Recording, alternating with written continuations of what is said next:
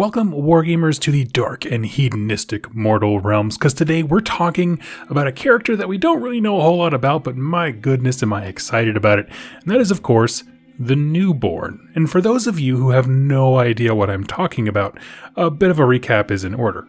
You see, for the longest time, Slaanesh has been imprisoned. Slaanesh being the chaos god of hedonism and dark desires and perfection and all these kinds of things. And so he's been imprisoned by the elves. Well, in the first book, in the Broken Realms series, we saw Morathi have this cunning plan to ascend to godhood. And we covered that drama in great detail, and I'll leave a link to that playlist down below. It was actually probably my favorite narrative supplement that's come out in several years. But at the end of that story, we learned that there were some, we'll say, unintended consequences of Morathi's actions. That the prison the elves had built to constrain Slaanesh had been fundamentally changed or damaged, and a small but fleeting opportunity presented itself to the Lord of Excess. You see, Morathi opened a door into Slaanesh, and through that same door, Slaanesh reached back out. Through some means, Slaanesh was able to send a piece of himself outside of his prison. Now, what I first thought when I read that was, oh, well, like demons are pieces, like small kind of like reflections of their patron deity. So like a bloodthirster is just like Khorne, but Khorne's way bigger kind of a thing. And so my first thought was like, okay, so we put a new like demon out there. However, the book specifically says it's not a demon, but it's a true double, a real reflection of Slaanesh herself. Now, there's two things I want to read to you. There's the last recap at the end of Broken Realms Morathi, and the part of the new Hedonites of Slaanesh battle tome that talks about the newborn character. Now, I'm going to read them just because they're very short. I promise it won't take a lot of time, but it's kind of all the information we have, because as of the time of recording, there hasn't been, say, like a short story released or anything like that, so this is still very fresh. So this part is from Broken Realms Morathi. The newborn screamed across the sky, leaving a trail of brilliant iridescence in its wake. It was an amorphous protean thing, yet to choose a configuration befitting the magnitude of its creation. Where it passed, it turned stone into quivering flesh, birthed lakes of honeyed saliva, and plowed valleys of pristine glass.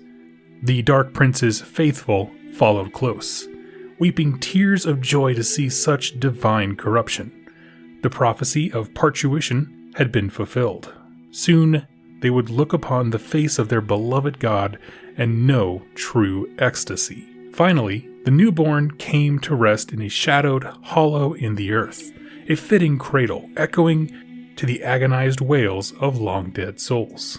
Hedonites came in their thousands to witness the birthing. Soon the hollow crawled with writhing, swaying worshippers, lost in rapturous delirium as they looked upon the pulsing sphere of potential that was the newborn. As the skies howled in protest, a shape began to emerge with the embryonic glow, a winged form so beautiful and terrible to look upon that many present died there and then, lost to the throes of purest rapture. As the gathered faithful prostrated themselves, the newborn began to speak its first profane words. Okay, so put that in your mind. Now we're going to go over to the Hedonites of Battle tome. Their section is on page 25, and essentially they do a good job of recapping where Slaanesh has been imprisoned the whole time. They make it clear that the elves were trying to hold them. It goes through the different hosts of Slaanesh, the Seekers, God Seekers, Invaders, and whatever the last one was. Anyway, and after that, it brings you up to the current timeline with what we're going to read right now. And for context, this takes place as the ritual that Morathi does is happening to Slaanesh. So here we go. The Dark Prince did not waste this one chance. Inflamed by an etheric conflagration of agony and outrage, the god mustered every ounce of his bottomless spite, his divine resplendence, and his will to see all things unmade and remodeled in his perverse image. With a haunting shriek that went almost unheard over the magical cataclysm that rocked the hidden gloaming, Slaanesh cast forth a crystallized fragment of his own divine being into the realms. no mere demonic reflection, but a shard of his truest and most vile essence. This embryonic entity hurtled from the depths of Ulkish, slipping with a stiletto knife's grace into the fabric of the mortal realms. Its keening birth cry drew Hedonites from far and wide to shadowy Ulgu. At the heart of an abyssal hollow, the godspawn contorted and writhed, surrounded by a dark nimbus of majesty as its throngs of worshippers howled and chanted in praise. It was the dawn of a new age of depravity for the mortal realms. Okay, so let's talk about this. We have quite a bit to cover. So the first thing is, the newborn is not in full ascension, okay? And so if you're looking to get kind of the next step, I should say, from the Battle Tome, you're going to be disappointed. That's going to come, I'm assuming, in probably a Black Library novel or, whatever Age of Sigmar 3, mega narrative there is. It would not be surprising to me if they used Slaanesh as a way to take the main story from fighting Nagash in Saish, which is the Soul Wars have been, to back to Chaos, right? We're going to recenter just like we were when AOS launched, except this time Slaanesh is kind of at the fore as opposed to, say, necessarily Archaon. Therefore, that is why the three hosts of Slaanesh are still here. You see, the newborn busted out of jail in Ulkish, in between the realms of Hysh and Ulgu, and went to probably the nearest one, I'd assume, or the one that was probably easier to hide in, which would be Ulgu, Realm of Shadows. So Embryo goes there, okay? And so here's a few things about that are super interesting. One, this means, more so than any other of the Chaos Gods, there is a physical representation of them in the realms. What I mean is, Khorne can send a bajillion bloodletters and, bloodthirsters, and Nurgle has, great unclean ones and stuff like that. But Nurgle, the character, does not enter the mortal realms. He's too big. He's too, kind of all-consuming, or there's not enough, sustenance in the, realms to sustain him. Whatever the reason is, we don't really actually have a great reason. But the actual gods themselves don't enter the realms. They send emissaries. However, this is the truest representation of a chaos god, and it didn't just escape jail, which it could have, and went off to the etheric void or whatever. No, it landed somewhere, which means now Slaanesh went from being the least, present character of the chaos gods to literally the most, because he's the only one who himself can be here. So that is super flippin' rad. Now, the thing is, though, and this is where I'm tying it back to the hosts I was talking about for Slaanesh, is that event just transpired in the state of, kind of where the lore is at this moment of recording. So it's not yet fully formed, right? It's not doing anything. Slaanesh is not doing anything in the realms yet. Because of that, and because it happened in a very specific place, this section of Ulgu, the rest of the realms don't necessarily know. I'm sure that, demons are feeling a new power or new presence, maybe wizards or prophets are having visions and stuff like that. But on the whole, most Hedonites don't necessarily know that Slaanesh, or at least this newborn, this reflection of him, is here. So because of that, they are all still responding in their various ways that we talked about during the Slaanesh week. If you don't know, the different hosts of Slaanesh are essentially saying, you're basically looking at how different cultures respond to being godless. Some of them just rampage and have nothing but nonstop fun and action. Others are desperately seeking Slaanesh constantly. And others are usurpers, basically saying, well, I'm the next god of depravity, and these are the pretenders. So yes, Slaanesh is back in some capacity, but because he's not fully ascended, not fully formed, there are, and very limited in terms of who knows about this. I should say somewhat limited, but he's not doing anything right now, and so there's still these three responses to Slaanesh's absence. However, with this, a new character is added, or I should say reintroduced, to the drama of the mortal realms. You see, one of my favorite things about Age of Sigmar, and I loved it about Fantasy Battles and of course 40k still, there is this built-in drama between all the Chaos Gods, that they just constantly are hating each other, But then they scheme together to knock down someone who's stronger. So if Khorne gets too big, well, Tzeentch and Nurgle, they'll put aside their difference, they'll figure it out, and they'll have their own machinations individually, do whatever it takes to knock Khorne off his, pedestal, and then they can all fight in a big scrum down there until somebody else, gets to the top. Well, for the longest time since AOS's launch, Slaanesh has not been a part of that. Just locked away in a prison, which again, I do think is its own cool story, and I'm so happy we're finally kind of like digging that out and really getting into it. But the thing is, I missed that Slaanesh was a part of that drama, and so now he's back, reintroduced into it, and what that means for the balance of power between the other three gods, I'm very interested to learn about. And of course, the Great Horned Rat is there. I don't know how else to throw him in the mix or what that power dynamic looks like, but I know that I would get blasted in the comments if they were like, "Oh my god, you forgot about the Great Horned Rat." Skaven players, I love you. Because now that Slaanesh is back, what does the power level look like, right? So when Slaanesh went into the prison, it was the Age of Myth. I'm assuming early in the Age of Myth before civilization really rose. Well, now, upon the Newborn's release, or what we're assuming is basically Slaanesh entering the realms himself, now there's a power dynamic that could be different, because now we have cities and all of the things that Slaanesh and the Hedonites love to infiltrate and corrupt from the inside out. So there's a lot of, basically what I'm trying to say is, Slaanesh is now a character in the novel, or in the main narrative here, but we don't have a good sense of how powerful he is, because there are a lot of things that could feed Slaanesh, civilization, society, decadence, excess. However, where does he rank with the other Chaos Gods who have already had their times of ascendancy and that kind of stuff? We have no idea. I'm just kind of throwing it out there for you to chew on in the back of your head. And the last thing I want to touch on here, as far as the main points that we get specifically from the reading that I did, what about old Slaanesh? Right, you got Coke and you got new Coke, right? There's the same thing but kind of different. One's in the realms, but one is still in prison, right? And that matters significantly. It's not. I really hope that Games Workshop doesn't just gloss over the fact that oh yeah, and someone's in jail over there, really hating it. Slaanesh is out here, kind of a thing.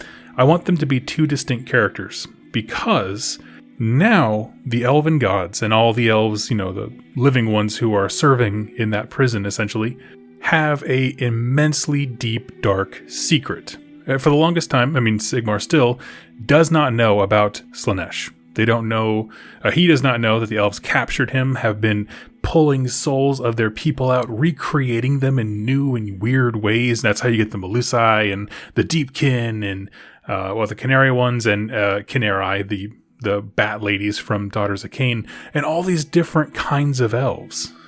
And all of this was done super under the radar, right? Sigmar, none of the other gods knew what was going on. It was the three elven gods plus Marathi, and now she's ascended to godhood. However, if Sigmar looks at this situation, he's not going to care about the good, the quote-unquote good, right? Oh, you got your elven souls back? Oh, that justifies everything, right? The problem that elves have always had, and I try to bring this up and really hammer it home in the Lumineth Realm Lords, is that when they deem something worth it, everything, other perspective does not matter. And so that's a huge deal. So they built this elaborate prison, kept this deep, dark secret about one of the Chaos Gods straight up being captured. And now it's for nothing, right? They essentially severed those ties, with this deep, dark secret that everyone would be super ticked at them for having, or at least hiding away from the rest of the Pantheon. And still, Slaanesh somehow got out. So now here's the problem, okay? You still have the deep, dark secret, but now it doesn't mean anything, because now Slaanesh is free anyway. So not only are you now maintaining a massive prison that you're still desperately trying to keep, is that if that ever comes out, it will hopefully drastically change the nature of, or at least the relationship between the different gods and the factions that follow them. How are they going to reconcile the fact that it looks like the Dark Prince is somehow gallivanting across the realms? And Sigmar is, I'm sure, asking, where's he been this whole time? I don't know what's going on. And all the elves just have to tight-lipped and be like, yeah, weird.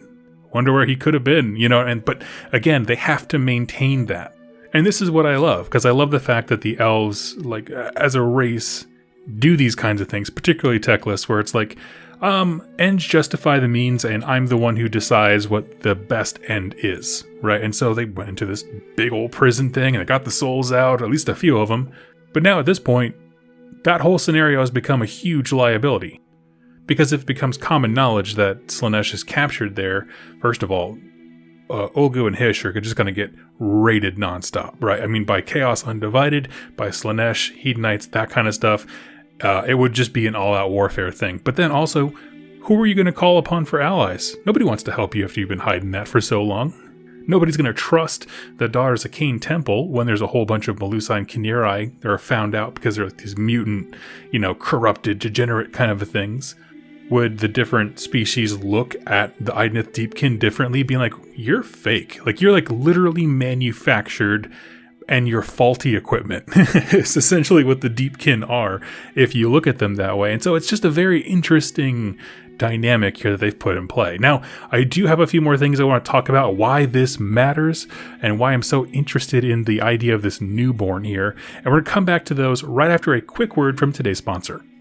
Hey Wargamers, so in my Age of Sigmar lore videos, I cover like a myriad of different kinds of locations. Got stuff like haunted forests, graveyards, dangerous mountain passes, chaos fortresses, bastions of order, all that kind of stuff. But coming up and designing with those kinds of environments for storytelling and creating a feel for your game can actually be quite a bit of a challenge, and that applies both to tabletop gaming and role-playing games. And so I wanted to introduce you to a book, a huge resource that I like, called Dangerous Destinations. This is a sort of a narrative supplement that goes a long way to helping you build creative and intensely interesting spaces within the world that you want to play in. It works with any role-playing game or miniatures game because it's really just narrative prompts to create a really nice story setting. And like I said, it works with games like Soulbound, D&D, Warhammer Fantasy Battles, the role-playing one. Now, this book includes beautiful artwork, narrative hooks, environmental clues,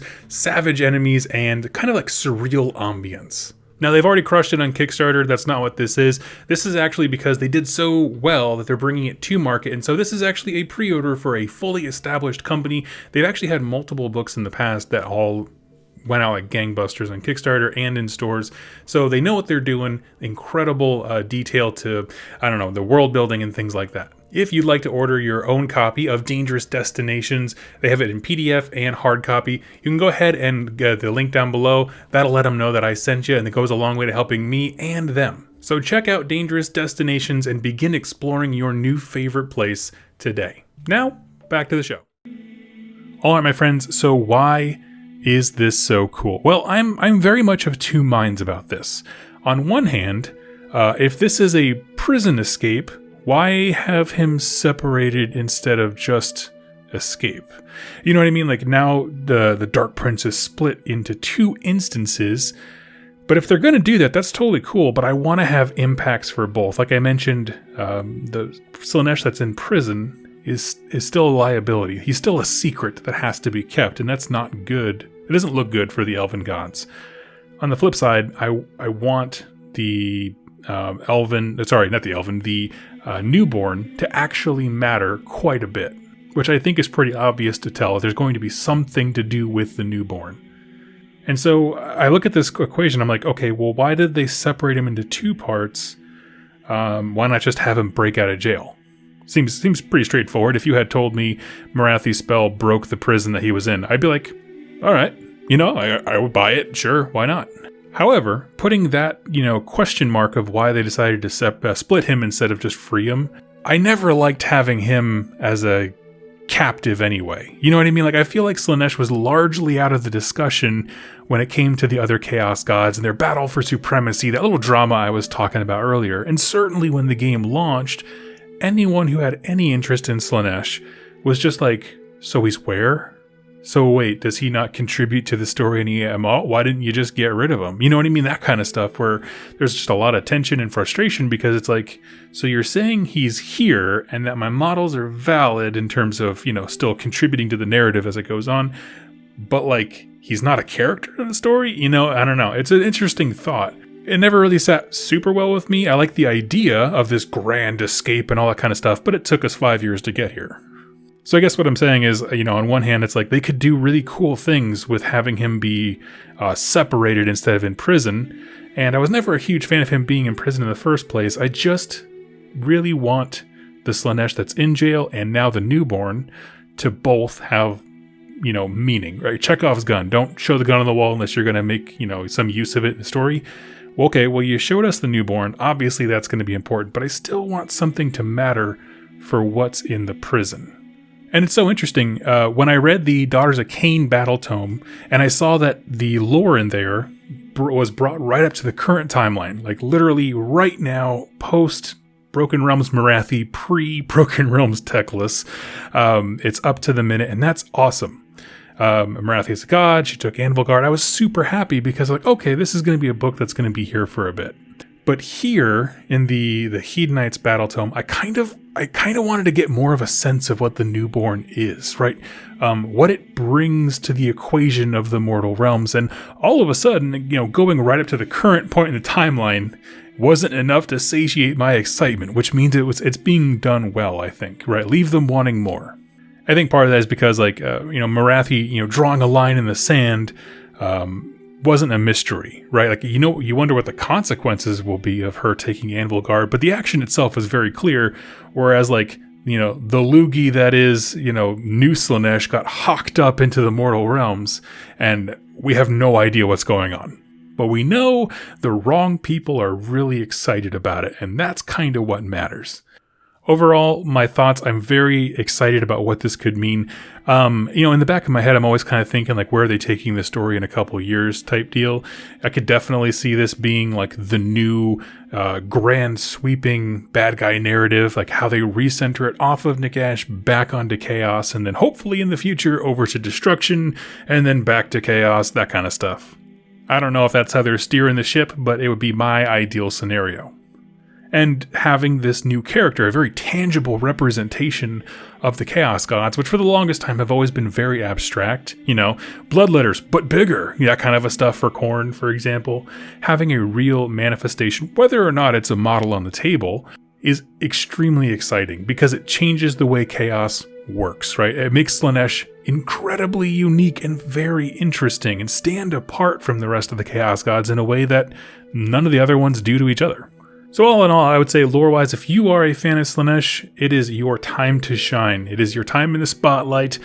Things have never been better because not only do you have this, frankly, just brand new battle tome with a whole bunch of new units that are just super fun looking, but also everything has been keyed up for Slaanesh to be the main driving, I guess, antagonist towards the next kind of step in AOS. Whether they bring the other Chaos Gods up there and it's all ascendant kind of a thing, whatever.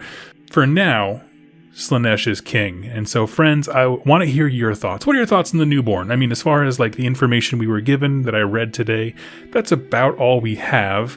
Again, I just checked before I started recording about different short stories from the Broken Realms website, that kind of stuff. I couldn't find anything really that kind of fleshed it out anymore, but I loved the description they gave of this newborn hurtling through Ulgu. And I also wonder, old Slaanesh in prison, when it spit out the newborn, was it trying to go to Ulgu? Because that's an interesting concept, because we know that different demon forces of Slaanesh have been drawn to Ulgu and Hysh because it kind of they can kind of sense a presence, but they're not really sure why.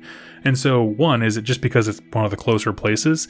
Did they go there because it's easier to hide in the shadowy lands? Or is the realm itself, if you live in a realm long enough, it starts to affect you and your temperament and your abilities and that kind of stuff? Is Slaanesh moving to more of a shadowy magic type thing rather than, I don't know, more of the stereotypical stuff we've seen in the past? So I don't know. All these things are totally possible, and that's what makes it so fun. So I'd love to hear your thoughts down below. What do you want to see from the newborn, Slaanesh Reborn, new Slaanesh, as I call it, New Coke? Anyway, let me know, and I'd love to continue the conversation there. Thank you so much for watching and listening, and happy wargaming.